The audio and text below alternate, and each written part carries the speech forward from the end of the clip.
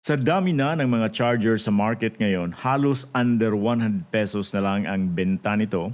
Few years ago, I bought a 99 peso USB charger but it didn't last longer. I also bought a supposedly Apple charger but still it didn't last longer. Sira na rin ito. I also have Samsung chargers na nasira rin. Good thing, again, you can buy these at cheaper prices nowadays. Ito from EcoFlow ang mahal. It's about 1,000 pesos but this is a 65-watt charger. Hindi lang ito yung ordinary charger out there. May tatlo itong outputs at ito isang rapid charger using GaN or gallium nitride material as its semiconductor. Meron din ito ang ibang brands like Anker and Xiaomi but it's more expensive. Bakit ito ang pinili ko? Una sa lahat, mag-subscribe muna kayo sa aking channel para suportahan ito. You may also join this channel as a member to avail of exclusive perks like priority in comments reply and early access or exclusive access to some videos for members only. You can also help fund some projects here by sharing Super Tank. Wow!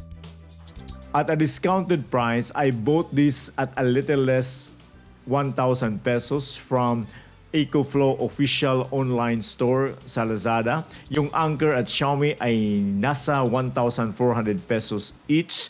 Most of the time, price is my first consideration in buying devices. Since maliit lang naman ang price difference, my second qualification is the brand. EcoFlow is known for being a specialist in power supply like power stations, while Xiaomi is a sort of jack of all trades with tie-ups of several companies that are actually the ones manufacturing Xiaomi products.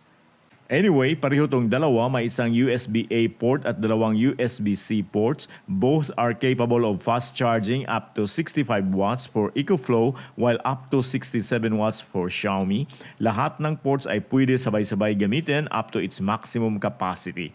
Sa Xiaomi, ang USB-A ay merong maximum output of 22.5 watts. Kung ang isang USB-C port lang ang gagamitin, kaya nito hanggang 67 watts. Sa EcoFlow, hanggang maximum of 65 watts, either C1 or C2. Ang C1 ay may markang lightning which means mas malakas ito kaysa C2.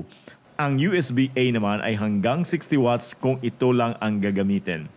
Kung dalawang ports gagamitin sabay-sabay, let's say C1 plus C2, ang C1 ay nasa 45 watts while ang C2 ay 20 watts lang. Kung C1 plus USB-A, ang A ay hanggang 18 watts lang. Kung ang tatlong ports ang gagamitin, ang maximum power ng C1 ay hanggang 45 watts pa rin, while ang C2 at USB-A ay nasa 15 watts lang lahat, bali 5 volts at 3 amperes. Ang ratings na yan ay para lang sa US plug version na ito. Indicator na isang US version na plug. Ganito ang prong niya, Type A, tulad ng ginagamit dito sa Pinas. Although, gumagamit na rin tayo ng Type B and Type C sa mga appliances natin. Ang kasamang 100 watt na USB-C cable ay nasa 1 meter lang at ito'y recommended na gagamitin at all times for this rapid charger. Mas portable itong EcoFlow Rapid Charger kasi foldable ang kanyang AC prong and it's a Type A plug. Madali itong i-organize during travel and this only measures 2.42 mm in height, 1.75 mm in width, and 1.16 mm in thickness. EcoFlow says this is 49% smaller than regular chargers and mas mabigat ito kaysa regular chargers. Medyo mabigat. So that's 150 grams. Kahit medyo may kabigatan tong EcoFlow rapid charger, mas mabigat siya kaysa regular na charger, pero hindi naman siya sumasaya, no? So, fix pa rin siya sa wall outlet. For example, this sinaksak ko dito sa River 3 Plus. So, makita natin stable naman siya. Sa wall socket naman, subukan natin.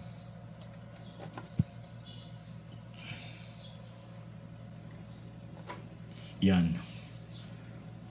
stable naman. So, ganun lang. Medyo makalog-kalog mo ng konti, pero okay naman siya. Hindi naman siya matatanggal. Kahit mabigat siya.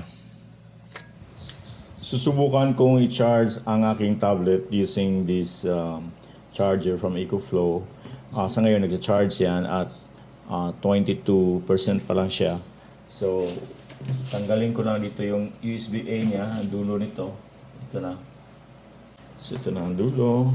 Dito ko sa A ilagay. Okay. Then, saksa ko dito. Tingnan natin. Mag-charge ba? Nag-on na siya. Okay. Merong ilaw. Kita nyo, may ilaw siya dyan. Kunti. Then, nag-charge na rin dito. 22 at 1424. Ito na mga aking phone is yung Redmi A3. Nasa 42% pa lang siya. So, ito-charge ko ito ulit. Okay. Gamitin ko tong USB-C na cable ang dala ng EcoFlow. Lagay ko lang siya dito. At dito naman sa taas. Okay? Matagal i-charge tong Redmi A3 kasi it's not supporting fast type of charging or fast charging. Hindi siya nag-support ng fast charging. Compare lang natin kung may improvement ba. In just a little over 2 hours, from 22%, naging 100% na tong Redmi A3 phone. Kung dito ko lang ito i-charge sa Mi Cube extension na 2 amperes lang yung USB port dito, abot ito ng sobra sa 3 oras ang charging niya. Sa naman sa tablet, nadagdagan lang ng 10% kasi ang USB-A dito sa ngayon is nasa 18 watts lang, while itong USB-C na kinabitan dito sa Redmi phone ay nasa 45 watts, itong C1. So, itry ko na i-transfer ko tong i-transfer ko ang charger nitong tablet dito sa USB-C. Gamit ako ng adapter. Tingnan natin kung mangyari. Pero ang init naman charger. Mainit na mainit. Ngayon lang ako nakahawak ng charger na ganito kainit. Kasi dalawa kasi kanina ang ginamitan eh. Ito ngayon, isa lang. So, this is at 65 watts. USB-C ay yung C1 niya. Di ko na concentrate ang charging dito sa tablet ko kasi palagi kong ginagamit. So nasa 43% pa rin siya. Pero mabilis pa rin ang charging. So ngayon, i-charge ko tong aking Samsung Note 20 Ultra. Nasa na lang siya 15%. So kung gagamitin ko yung original na Samsung adapter, ang charging niya ay aabot pa ng naka super fast charger siya, so it will only take 38 minutes to finish the charging. Now itry ko na ang gagamitin itong bago na charger ko, itong EcoFlow na charging. So gamit ako sa original na cable ng EcoFlow. I-charge ko to. Titingnan natin kung dito ko sa C1 i-charge para mas mabilis. So, siya lang. So, it will have its full power. So, 65 watts to. Nakalagay dito, 38 minutes din. Okay? 38 minutes until full. Pareho sa Samsung. Dito ko nilagay ang EcoFlow charger sa River 3 Plus power station para makikita ko yung consumption. Then, tulad ng ibang charger, nasa 10 watts lang yung consumption niya. 18 yan kung hindi ko to sinaksak. Ngayon naging 28 siya, 29. So, pareho lang ng ibang charger na while charging a cellphone, nasa 10 watts lang yung consumption ng charger. Although this charger is powering the or charging the cell phone at 65 watts. Now kung lagyan ko ng ibang load, magcha-charge ako dito. For example, ito aking Xiaomi Vacuum Mini. Saksak ko dito sa EcoFlow Rapid Charger. Akit yung consumption.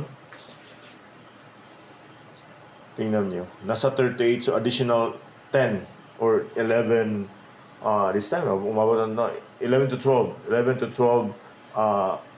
watts na additional consumption niya. Ang power charging niya 45 watts papunta sa cellphone, 18 watts naman papunta dito sa mini vacuum or vacuum mini. Kasi USB A ay ang ginamit ko for the vacuum. So, nasa 18 watts lang ito siya. While ang USB-C ay nasa 45 watts. Tell me kung bibili kayo nito. Wala lang akong ma-share sa inyo na discount coupons or code kasi this video, like the video on River Trip Plus, ay hindi ito sponsored by EcoFlow. Drop your comments below or paki-like to help this channel. Daghang salamat, bye!